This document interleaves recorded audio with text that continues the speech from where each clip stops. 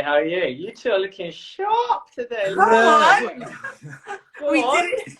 The camera, Yo, you know, you don't you look like you're realize, about to go out for dinner. you Yeah. realize the first hashtag win is when your camera's the right way. When your camera's the right way. Russell, were you calling us for a basement or something? Nah, not even. Where are you? You've been locked up. You locked up somewhere. Sully, you look locked in. One of my one of the guys who I look out to as well. When are we getting our Russell Hughes tracksuits anyway? Yeah. Hey, do you know what? I was just thinking about that too. I was looking kind of fresh in my tracksuit. People keep fresh. approaching me saying, "Oh, what? You still running the clothing company?" And I was like, "Nah, not even." It's coming in the post. It's coming as good news to you guys getting. Wait. Good news yet? Wait. We'll tell people in a second. Family. This is the Insta family. First, Coco Design. Shout out to the press. Nana, good to see you. Yeah, no, it's just hot the press. We can share good news. Sem, Aussie. And we've got Hat at home as well. We were messaging Hat at home, who's over in Dubai. Hello. Sending regards and sunny weather. And thank you for everyone who's joining in. Hopefully you guys have been enjoying the sunny weather, the mild weather, should I say? Probably not sunny. It was kind of like mild. And we've got a roadmap out of lockdown. COVID, which is I don't know about you guys, but I'm kind of just glad to hear that it might. Oh, what the good news! What the good news! Exciting. Are you guys booking us a table to go somewhere? Yeah. What's going on? Do you know what? As soon as we hear that the roadmap for lockdown was announced, we're thinking, so when can we actually hold the first supper club? I know. We're just so excited. I'm hoping that it'll be sometime soon. Hey, London Fields Renault. Hello. I think London Fields Renault is actually local, really local. Yeah, I probably walk past your house every day without knowing it. Not like in a stalkerish way. We're just in the same area. Siobhan is saying we have to take it easy with road mapping COVID. I know. It's true. We've got to touch wood or just hope and see. So should we get started then? We've got lots of people joining. This is brilliant. Hello to everyone. Yay. Neighbours, yeah. So we've got some good news. Some good news. In answer to one of the questions we had, we put out questions on stories, and one of the questions was about planning permission. And today we got planning permission. Yeah. Well done, guys. Yeah. That's an exciting moment, isn't it? How long have you been waiting? Gosh, since last year. Last year. Yeah. Last year. So it has been a hot minute, and we're just so excited that we're legal. Yeah. We're legit, guys. We're legit. Build a roof, legitly. Thank you, Hackney Council. Because to everyone listening, Russell had been saying to us, if we make sure that actually we get permission before we start taking pictures of building roofs. Oh man. So anyway, that's great news. It's been a journey, and thank you to our wonderful architect as well, Naomi Day.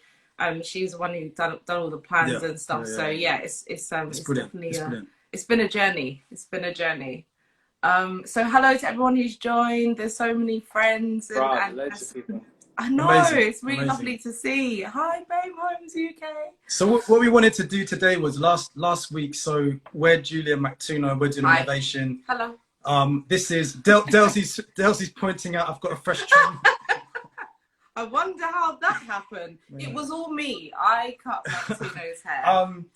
But yeah, so we did an Insta Live for the first time last week, and apologies for achy necks because I think we recorded it wrong, so everybody had to turn their heads for the entire so this is 45 minutes. This is our second ever Insta Live. We are newbies to the game, so very newbies. We got ourselves a stick, means a tripod, which means we can look at you guys the right way around without holding it with our hands, which is what we was doing last time. So, so it's just nice to see you all and to have you guys joining in. So much. Yeah, so we thought we'd do some questions today because last time it was just me. It was just kind of like we were talking and Russell was talking. So we thought what we'd do is we got some questions, some stories, which we're going to start answering. Some of them quite intimate, personal questions about how we're dealing with stress, how we budget, all those sorts of things. So we'll try and answer those as best we can. And also, if you have any questions for Russell about building, renovation, send in your questions, and we're going to make sure that we cover every question off today. Yes. Try my best. We're going to do this. It's going to be like mastermind questions. And thank you to everyone who sent in questions. It's really nice, really honest questions. We'll be as honest and open as possible. We know that the Reno game is a crazy game, and you know, we're trying to build a house and build a home, so it's not an easy thing. But we'll try and answer as many questions. If you want to send more in, we'll happily add them to this. So first question, I mean, this was a funny one because basically the person was saying, did you basically get scammed? Which we were like, maybe we did and maybe we didn't. The question was... I actually asked you that question as well, but go on, carry on. Thanks, Russell. So this question is... Based in South London, Crafty. Sorry, I was just trying to... Yeah, Crafty DIY is saying, where's Russell based? Russell's based in South London, but he does travel north of the river at times. He does. When he's feeling brave. When he's feeling brave. But first question was this. It was, this is an incredible experience, but do you have any regrets about purchasing your house? Well, regrets is not a word that I probably use. I use that very rarely, and I don't think we do. I don't think we do with the house. No. I think certainly our approach to kind of everything is like one of just like growing and learning, and it's a bit cliche, but actually we've never done this before, so actually we're just kind of taking it all in our stride and making sure that we're just kind of growing and learning. And so no, I don't, from my point of view, it's not a regret, it's more like what an experience this has been. I think I sort of feel the same. So this house, I think the thing we've learned is if something is cheap, there's a reason why it's cheap. So we don't feel we have regrets because we didn't buy it at something extortionate. Yeah. But we feel like we bought it bargain.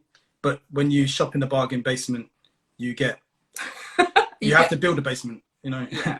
So I think that's probably why we don't. Yeah, exactly. We're taking it in our stride and no regrets. And you know, maybe we wouldn't. Oh wow, here we go. You know what? Maybe we wouldn't have timed it in the way that we have done, like during a pandemic. But other than that, no regrets. Okay, it's getting spicy. At home with the Kitsons, has the experience caused many arguments between you guys? Yeah, a few. I'm not going to be like, we haven't argued about it. What did we argue about?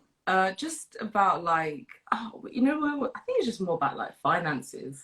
Yeah, the finances of this is really, really stressful. So yeah, there's that thing as a couple where you sometimes have like a dream and you think, okay, we want to try and do this, but then when the finances start really squeezing, that's where the real pressure comes. And I think trying to find ways. I wouldn't say it's called arguments, but it's caused a lot of stress. Yeah. And I think if any arguments have happened, which are rare, but if they do, it's more around stuff like, I really like this tile, you don't really like this tile. So it's just like silly things. Do you lot think, is there anything else I could have done during these stressful moments other than just lowering the price? Yeah, exactly. That's exactly. Is there anything like we could have done to sort of relieve the anxieties or like these arguments before they happen? Trust. For us, it was about trust. So for everyone in the process, so we see this as like being a big project where we've got lots of different partners in this process. And so trust between us, Russell, as you can see, we're talking about, whether we have arguments with our builder on Instagram. the trust bit basically makes it less stressful and helps us manage arguments because we're not arguing with our builder. Yeah. Therefore, it takes the pressure off. If you're arguing with everyone, then it's just stressful. That's probably the answer. And very rarely have the arguments been over you, Russell. But then as you see, John Thomas is like, everyone wants beef. It's not beef, guys. We're here. We're happy. It's okay. Don't worry. It's okay. I mean, there's more questions here. How did your brains not implode with the stress? I feel stressed for you. That's a good question. Do you know, literally the other day, I don't know if you've ever had this, but there was a night like 3-4 nights ago where I had to say to Julia, my head is rushing so much with so many thoughts. Yeah. I just need to chill out. So in terms of stress, things like just being able to jump in a bath and just chill. Yeah. Go for walks. Yeah. We've definitely used the lockdown coffee walk to just go out, like just walk in, you know, walk around East London, just catch some light breeze, some light air, and just like de-stress, de-escalate, and just, you know what it is as well, just like there's good days and there's bad days. Today's a really good day because we've got planning permission, so we're just kind of like we're winning. This is good. This is a really good day. But tomorrow could be different. Everybody said.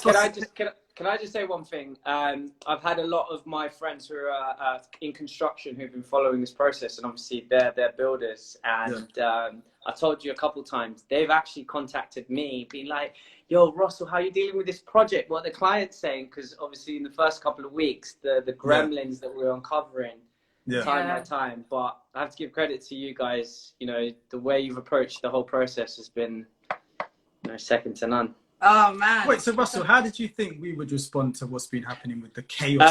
I have to be honest. I thought there's a couple times when we were uncovering these gremlins in the property, and I knew that it was going to have a major impact on your budget and like affect what you were going to be able to achieve in terms of a finish at the end.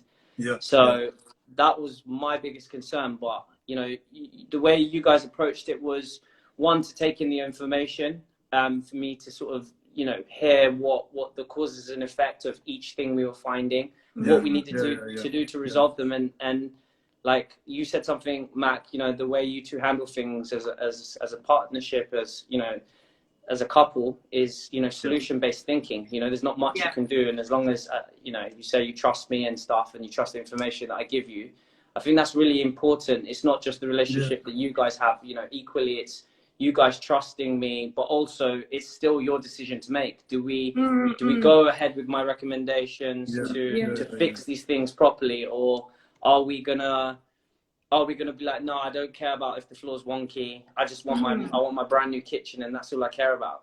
The thing is, Russell, I remember when you thought there was subsidence in the property, and I remember when I turned up, and it was a situation where you said, well, the problem is, what else can we do? It's like this thing of regrets. In life, you can say, well, could I go back and change it? I can't change it.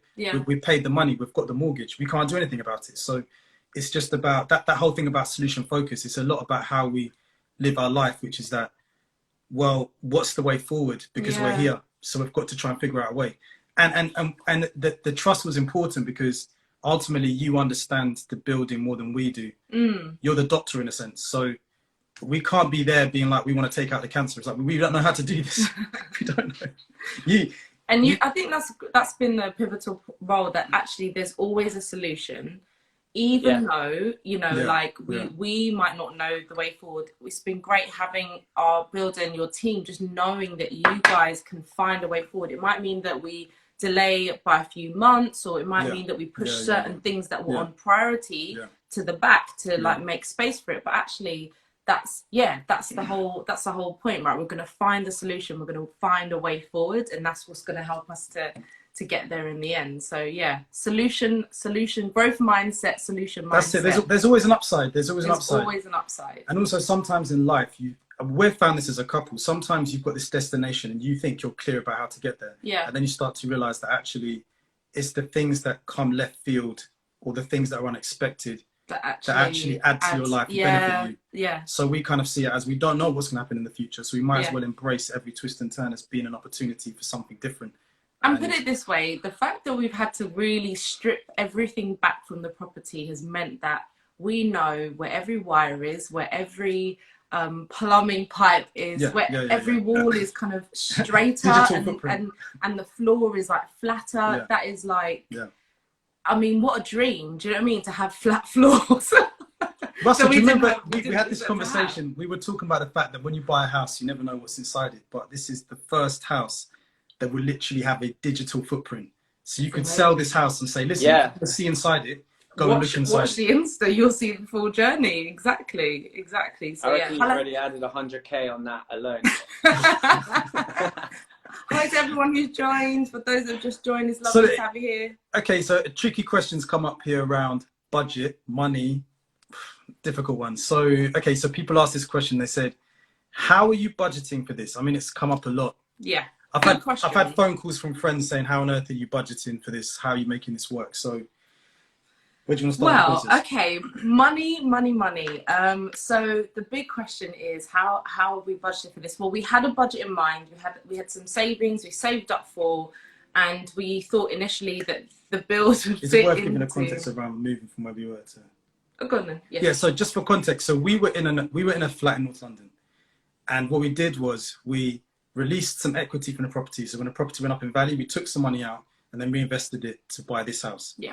But at the same time, there were certain things during COVID that played to our favor. So, for example, when Rishi reduced stamp duty on second properties, that knocked a lot of money off the costs for us. But also during COVID, as with many people maybe, you get to save. So we got a chance to save during COVID. Yeah, we got a chance. So that kind of helped us when we initially moved in. Yes. From that perspective. Yeah. But then we had a budget. But then we found that all of our main budget actually went on the remedial works that's now getting us to where our build is. So all the budget went on literally building the house from the ground up. So we had this budget for basically just a glass side extension, like the roof. Yeah. And then we had budget for basically doing some nice glass doors on the back. And then we find all the issues. Yeah. And then we're in a situation where we have to totally change what we're focusing on. So we had to change our expectations, which was hard because initially we were focused on interiors. We were like, oh, wow, look at this Insta page. It's so beautiful. Yeah, we'll get that. Now it's like, let's just refigure this out and let's reconsider what we So like. we had to pivot really quickly, didn't we? We did have to pivot, we had to change our expectations from like a really nice interiors to, are we just going to end up with a shell? So we had to kind of lean into appreciating structure. Exactly. And then from there, we started to look to finance in other ways. So thank you, Mr. Bank Loan, helped us out a lot. And I'm sure many of you guys from the Reno community will know, you know, talking to your bank lenders and talking to different people willing to lend against your affordability, but also your credit. And fortunately, we had decent credit, which meant that we could borrow more. And I think that's kind of, I mean, the kind of the borrowing element, obviously, you know, that's not the way we would have initially liked to have done it. But at the end of the day, it's been really helpful to be able to fund the build from this point onwards. Yeah, and there's this really other interest. I mean, we had to get really creative about trying to find money. And there's another really interesting route, which is, we never knew this existed, which is called second charge mortgages, where you basically take out a second loan against the property. So it's like a second mortgage, which then later on you can roll it into one. So we found a different way to borrow. But I think what we've really focused on is, I think one thing's affordability. So being really tight with your budget. It helps to earn well in a process like this. It helps to be really tight with your budget and make sure that you're really hitting all your targets. I think personal loans are helpful in terms of like Sainsbury's loans. Yeah. We've often used those over the years. Yeah. But then also secure loans where you secure it against the property or an asset, which means they'll take more risk on you. Yeah. So really you're trying to like piece together all these bits and pieces to get to the number that you need. Yeah. But it is risky. It is risky. Especially during a pandemic. Yeah, and we recognise that actually we've taken a huge amount of risk, and, you know, everyone has different risk tolerances, and, you know, we recognise that this, again, probably wouldn't have been the way we would have initially done it, but this is the way that we're able to get into the space that, you know, that we want to build a home in. And I think there's no shame in talking about money. I think the British culture, we're kind of like too. Yeah, no, I'm reading the comments, guys. Guys are absolutely rating you for being so open and talking openly about money, because, you know, it's one of those taboo things normally in English culture to discuss how much you paid for the house, even though you can just go online and find out. Exactly. Guys, But you guys are being open about a whole nother level, like how you're actually financing it and how you're taking a little bit more risk on and attaching extra loans on top of, you know, it's one of the things, you know, we've got quite close with each other. I was even concerned, you know, a couple of times with Mac. I was like, I almost choked even thinking about yeah, it's like there's tears coming down. Matt, you sure that you can keep you're gonna keep borrowing? And you know, you explained to me, and obviously I wasn't worried about you not paying me, but I was more worried about like the extremities to how far you were stretching yourselves, and where that was gonna get you in a position like, you know, for me, my main goal is getting you into the property so you don't have to spend more money. Like, I guess for some context is telling the guys that, you know, you're actually renting out as well. You're renting an Airbnb. I don't think many people know that. And a lot of the customers, a lot of the customers that I have, like if you add the cost of living somewhere else, it takes the whole build out of it. They wouldn't be able to achieve it.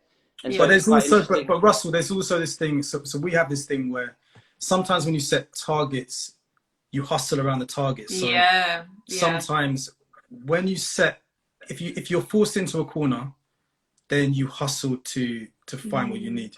And so that's, you know, it's not advisable. It depends how much risk you like to tolerate. But I think we've found as a couple, I think we've always had to manage. We're a high risk couple. Yeah. And with high risk comes high reward. But we've always having to figure out how to balance that. So this has probably pushed us to the limits of how much risk we're willing to take. We definitely wouldn't do this again, like in this way. We wouldn't do it in terms of if it was a... Well, this question came up, would you build a house from scratch? And hold on, before we come on to that question, when you will you put more money in the house than it's worth? No, we won't. So we'll end up... So the question was, will we have basically paid more money than it's worth? No, not at all. We'll end up with upside and end up with money at the end of it. So, but the problem is that it's front loading the financing. Now this side of the build. So Russell, some of Russell's builders when they first met us thought we were property developers. We're not. And this is the interesting thing. So I think this is the major thing for us in our situation. This is not applicable. Everyone's situation is unique, and I don't want us to, we are not financial advisors. We are not financial gurus. No. That is not our profession. That's not what we do. No. But what we've learned through our process and our unique situation is that actually, if we should have or could have approached this more like property developers rather than building a home, and actually that probably would have helped us with our finances to understand the process a bit more and how to work it, because again, this is our first time doing anything like this. So disclaimer. Disclaimer. Killmonger. Disclaimer. Jean-Michel, one of my old clients. Don't work in the finance sector. Yeah. All we know T's is and C's. T's and C's. Read the T's and C's. But basically, a loan company said to us, "You can do something." I still don't know the name of it. It's called something like basically a lender will lend to you based on the final price of your property, so they'll lend you more. Okay. But you've got to put more in at the beginning in terms of deposit. It's normally about 30%. Oh, is it really? Okay. Yeah. So it's like, if you're trying to do a renovation and you've got a little bit more capital up front, they'll be willing to lend you on the basis of what the property will be worth with all the plans and work carried out. Okay. But you need a much bigger margin for deposit, but that's because they'll lend you a lot more to what the initial outcome it will achieve. For example, if you're looking, the property is going to be worth $1 million, but you'd need to put down 30% deposit of what it was worth initially, if that makes sense. Neha just asked a question about what lender is that. I think I think one thing we've learned is talk to brokers. So brokers are there to basically help you find the best lending solution for yourself.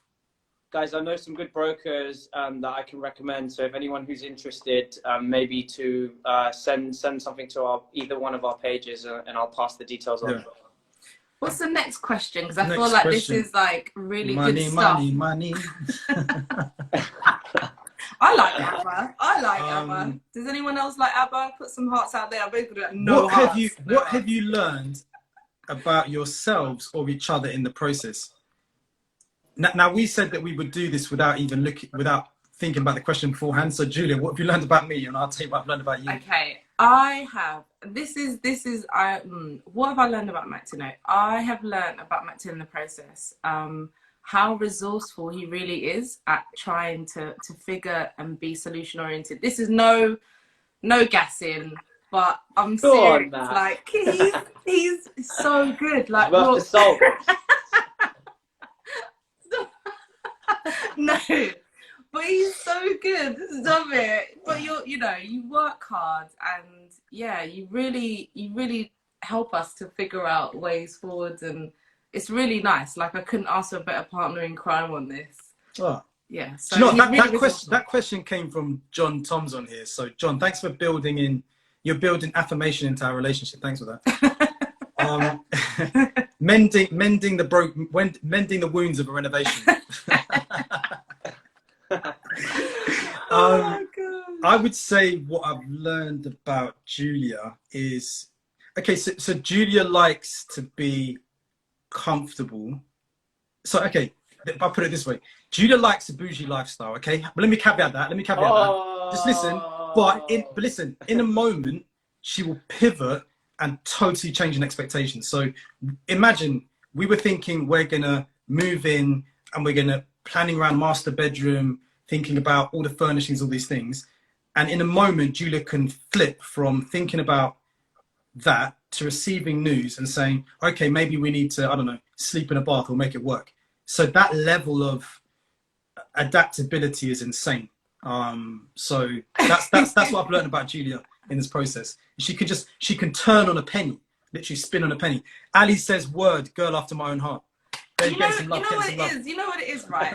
I realize, like, in all of this, it's not, you know, it's interesting you say that, because like for me, it's always it's no big deal. Like, we're good. We've got our health, we've got each other, we've got good friends, we've got good community.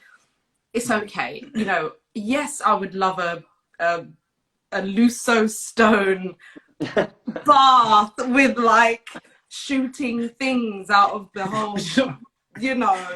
But the funny thing is, just to say that, but I don't like. Again, it's like, it's all right. It's good. Like, iron sharpens iron, bricks the mummy. Yes, iron sharpens iron. I love that. It's all right. It's all right. Like, we're okay. And I think that's a spirit in which I kind of think I love to have those things. I think, you know, sometimes we're like, oh no, we don't have to, you know, have it all together. It's like, it would be nice to have it all together. It'd be nice to have all those nice things, but it's okay if we don't, because we're good. Life is good. And also, I think we've learned, be honest about what you want, then work back. So sometimes it might be, do I want that really expensive sofa? It's like, yes, I do. Do I need to pivot if I can't get it? Then yes, I do. So it's hilarious, because sometimes from one day to the next, one day we're like, oh, can we create our dream bathroom? Then we're like, could we sleep in the bathroom? It's like, it's all right. It's, you know, can we fit a mattress in the bath? Would that be possible? Will it squeeze in? Will it be there? So no, it's true. It's true. So yeah, that's the honest. You know, that's probably honest. We just, and you just got to roll with it. You just got to roll with it. So yeah, it's nice. Nice question. Thanks. What level of survey did you go for? Will you be asking for your money that it costs back? Listen, I'm not going to lie. After I asked you that question. You did. When the house told me that you bought the house and we got in there, I was like, what level of survey did you guys get? And I was so surprised, and testament to you guys. Mac, take it away. Well, I called a lawyer. Yeah. Hello. So I'm just making got a band survey. I called a lawyer and I was like, oh, have you ever had a situation come up where someone's bought a house, but maybe the surveyor wasn't accurate about how to approach it? I'm Neha Lenia. Are you suing the surveyor? I'm not. I was inquiring. I hadn't moved to the suing stage. I was inquiring. And then basically, the problem with the survey is they can't see it all. Yeah. So the survey had basically, when I look back on it, and I think it's weird, you look at it through rose-tinted glasses because you just want to get the place. But when you look back, you can see that, well, firstly, he flagged loads of things as high risk and kind of like danger. He did. No, he did. Literally, I looked at it the other day. So he flagged a lot of things as being risky, but it was more that he was saying, I can't see it. So he was saying things like, I can see a bulge in the render. I can't see behind the render. He was saying things like, your floors are dodgy. I paraphrase that, but I can't see your floors. And the problem is they can't literally get a crowbar and lift up the carpet or the flooring. That's the problem. Can I add one thing to this? So it's quite interesting that you're saying this. So for me, there's 2 levels of surveying. There's just the home buyers survey, which is, I think, what you guys got, which is essentially just a surface level survey. I don't know if someone... I know it was a building survey. It was a full building survey. It was a full building survey. The ones with the full building survey go to absolute town. They tell you about every brick, every sort of thing that could potentially be wrong with it, and they put that's a cost to how much they think it could be worth. It wasn't that. It wasn't that. Yeah, that's what I was going to say. Because I remember when you showed me your survey, I was like, oh, you didn't go for the full shebang, the full fat. Yeah. Yes, that's correct. And so I think it's important to let people know that, you know, there are 2 different there's a home buyers, which is just kind of like a report, surface level survey, and then there's the full surveyor where mortgages generally will ask the survey to go to town. It costs a lot more, and it can, you know, highlight a lot more that needs doing. But I think on this occasion, that even though you know we ended up finding a lot more, I reckon if you had got the other survey, you would have probably not bought the house. So it's interesting that it's interesting that on this occasion only, I was thinking about it the other day. I was like, if you had got the other survey, you would have never bought this house. And no, you wouldn't have done this journey. Right. So I don't know which way you lot swing on that now, but do you know what it's like? This it's like what led to me and Julia crossing paths and meeting each other. It's like as in like, it's like life is not linear. Life is actually a lot more meandering. And I mean, for example, in this process, we've met you, there's this relationship, there's lots more in life that we've learned in terms of like life lessons about who we are, budgeting. It's been like running a small business doing this renovation. So this has set us up for the future in ways we couldn't imagine. And I don't know, again, it's how you frame it and look at it, because at the same time, for example, if you walk into any Victorian house normally, it's creaky, it's old, it's going to need work done in like 20, 30 years, the roof's going to fall through. But the reality is our house will literally be, there's no issues with it. Like there's going to be no problems. We'll be able to have the modern feel of, we've been able to vault certain ceilings or push dimensions slightly. And again, this is for us the thing about looking at the upside. It's almost like, yes, we wouldn't have chosen it, but when it's in our hands, what are we going to do with it?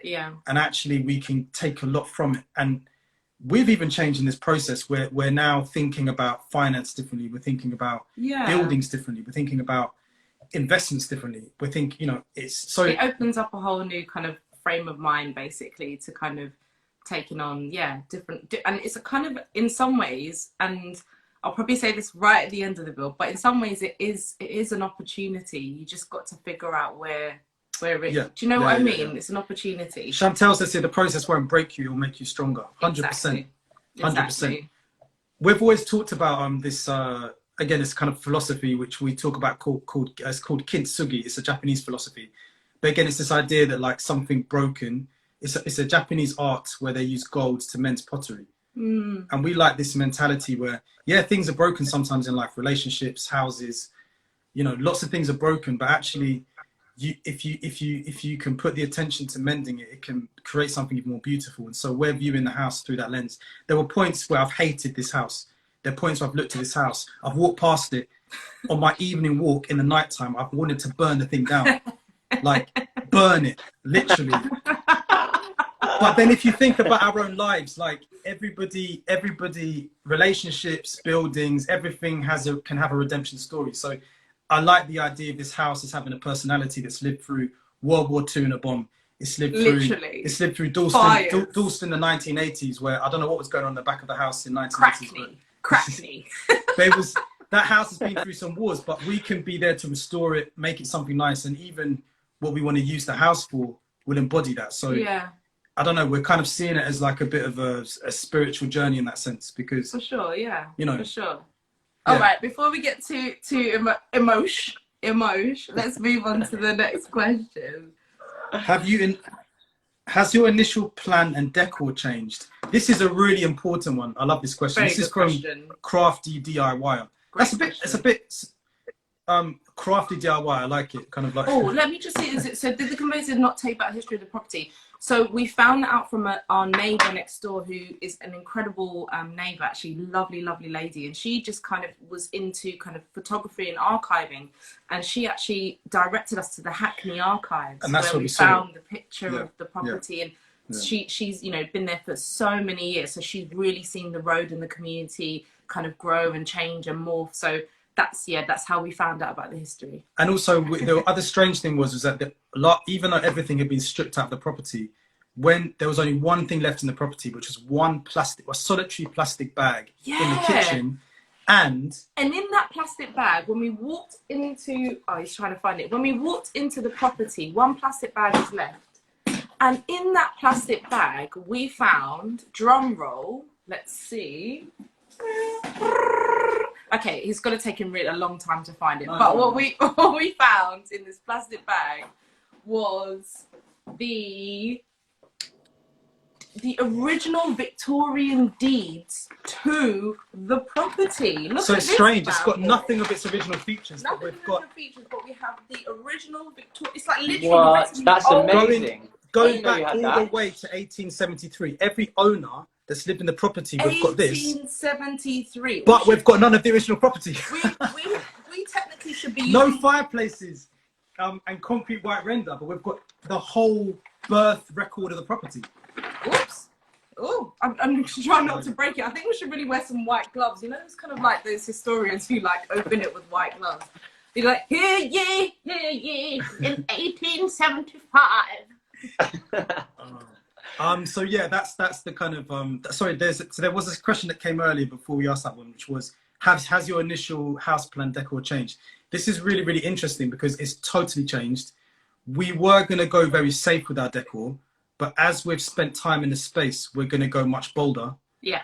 With design decisions, so that's been really interesting. It's shifted. Our Pinterest has, you know, just I have so many Pinterest boards, and actually you can see the evolution.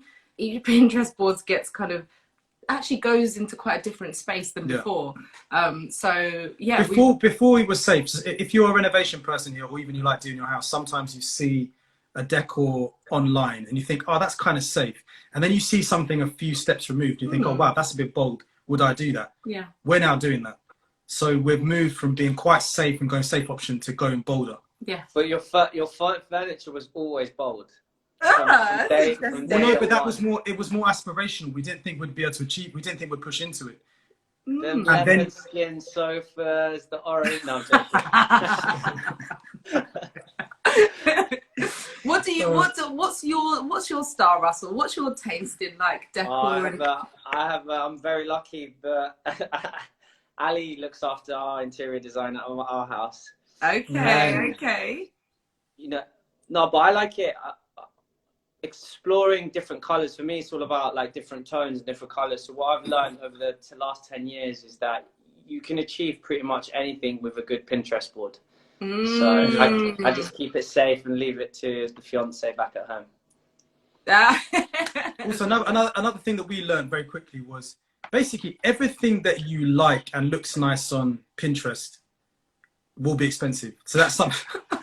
It's not helpful. Sometimes we realize you're putting together all these things and you're like, oh, that thing, it's got like, you might be looking at glass doors and you think, oh, wow, I like the glass doors with a really thin profile, more expensive. The only thing I would say is, and one thing I really massively appreciate to all my Insta family out there tuning in and everyone on your pages, so inspirational because sometimes they haven't spent big money to make things look good. You guys have just put in hard graft, hard work, and you've made something look as good as that, you know, whatever £1,000 chair and stuff. So I just want to really big up the Insta Reno community as well, because you guys know how to make things look good without having to necessarily spend, you know, big money.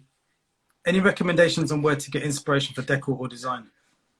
I mean, there's so many accounts. There's so many like different. I think accounts. There are certain shops that sometimes curate kind of almost like living room. So we love Inside Store, Kentish Town. Really good. We love.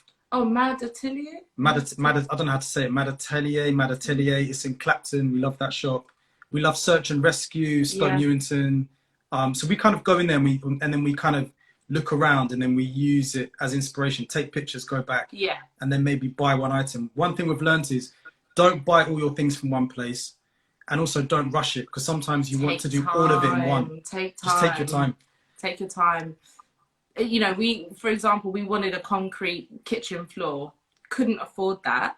But what we found was an incredible tiling place in like Northamptonshire or something like that. That does like huge, when I say huge, massive, like tarped concrete effect tiles, which is incredible.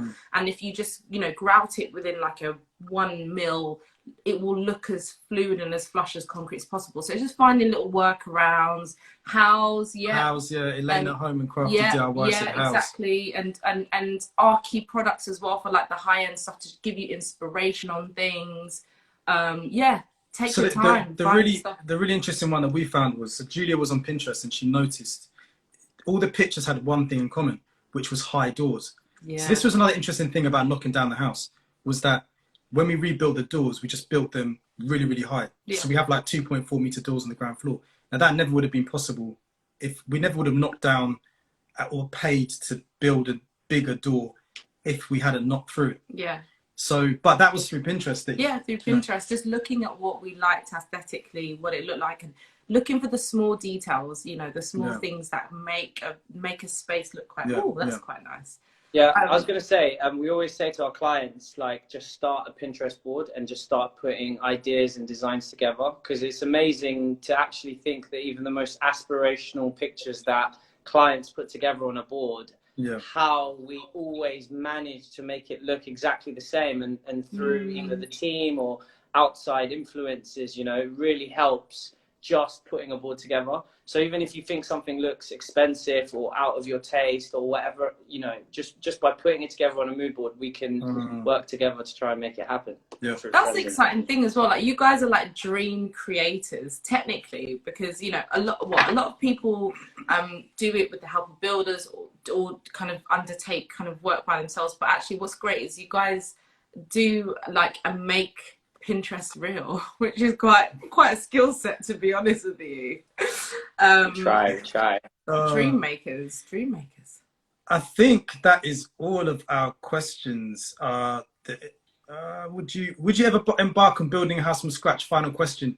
We would, because we think it will be easier than this.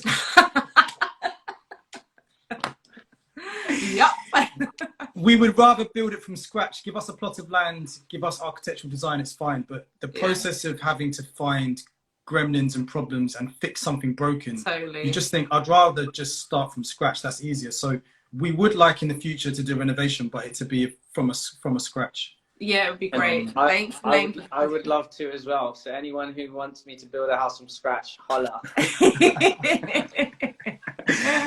Guys, thank you so much again. I hope it's helpful. We're just trying to be transparent about this journey, and thanks so much for joining us on it, because Insta's become a bit of our therapy, and it's been helpful just to have people who are willing us on. So yeah, it's so lovely to have you guys join us. Send us in if you have any more questions or you want us to continue chatting. We're here. And anyone ever say you look like an older Jason Derulo? No. Russell or no, Matt? definitely Matt, not me. No, I think, is that Julia? Yeah? Julia looks like an older Jason Derulo. I don't know. Julia, sure. I look like an older Jason Derulo. Thanks. Also, we want to start doing some collaborations, and we're going to do things with Russell every month and keep you up to date on it. But also, it'll be great to get different people on it, talking about anything. It could be to do with like how you'd use music and sound in houses, or I don't know, lots of things. But we'll It's Mac, aka Jason Derulo. Listen, everyone, have a great evening, and hopefully the COVID roadmap is going to stay strong, and we're going to be out of it.